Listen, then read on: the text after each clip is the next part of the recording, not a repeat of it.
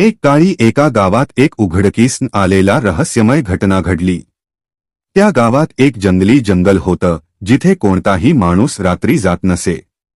एक दिवस एका युवकाने त्या जंगलात जाण्याचे ठरवले। तो जरा धाडसी होता आणि त्याला ते रहस्य समजून घ्यायचं होतं। जंगलात तो जाऊन अचानक त्याला एक पुरातन मंदिर सापडलं। मंदिरात एक जुनी मूर्ती होती, जी त्याने पाहताच त्याच्या डोळ्यांसमोर काही विचित्र दृश्ये उभं राहिली। मूर्तीतून एक रहस्यमय आवाज येत होता।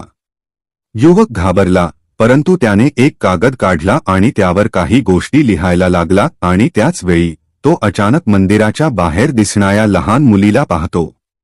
ती मुलगी त्याच्याशी हसत बोलते आणि त्याच्यावर नजर ठेवते। युवक चुकून ते कागद वाचतो आणि त्या क्षणी काहीतरी भयंकर घडतं। जंगलातील वादळ अचानक उठते आणि मुलगी गायब होते। युवक घाबरून जंगलातून बाहेर येतो आणि त्या दिवशीपासून गावात ती रहस्यमय मुलगी कधीच दिसली नाही। लोक म्हणतात की त्या मुलीचा आत्मा अजूनही त्या जंगलात फिरतो।